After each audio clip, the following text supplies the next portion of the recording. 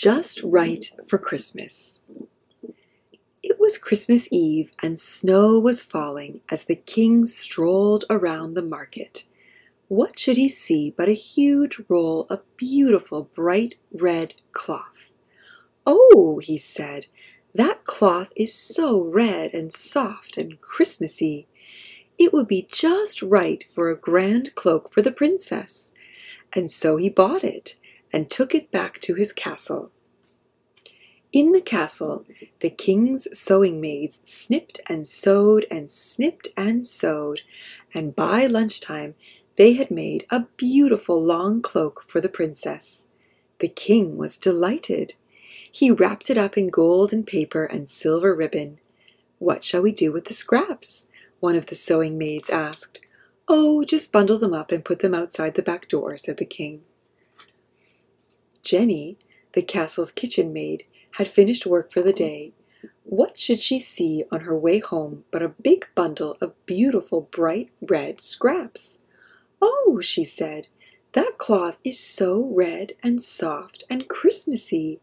It would be just right to make a jacket for my ma." When Jenny got home, she snipped and sewed and snipped and sewed, and by dinner time she'd made a pretty red jacket for her ma. She was very happy, and she wrapped it up in red paper with a green ribbon. Then she bundled up the little scraps and put them outside the back door so her ma wouldn't see them. Bertie Badger trotted past Jenny's house. What should he see but a little bundle of beautiful bright red scraps? "Oh," he said, "that cloth is so red and soft and Christmassy. It would be just right to make a hat for my pa." When Bertie got home, he snipped and sewed and snipped and sewed, and by the time the clock was striking 6, he'd made a nice red hat for his pa. He smiled as he wrapped it up in some brown paper and tied it with string. Then he bundled up the tiny scraps and put them outside the back door. Samuel Squirrel bounded past Bertie's house. Suddenly he stopped.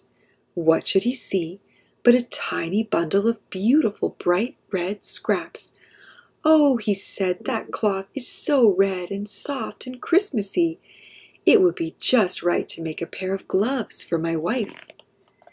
When Samuel got home, he snipped and sewed and snipped and sewed, and by the time the moon was rising, he'd made a beautiful pair of gloves for his wife.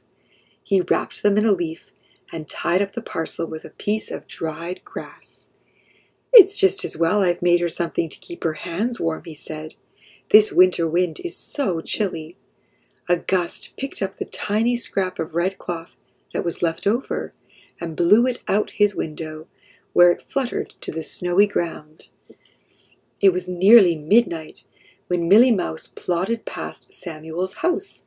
She was tired and cold, and the snow was falling on her ears and whiskers.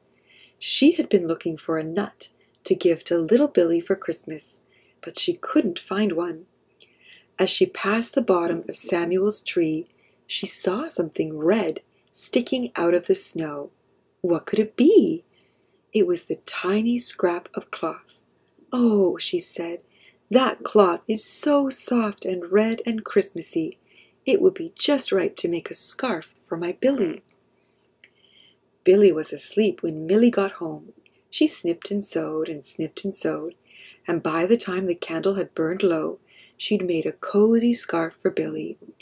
She didn't have anything to wrap it in, but she folded it carefully and put it under her tiny sprig of Christmas tree.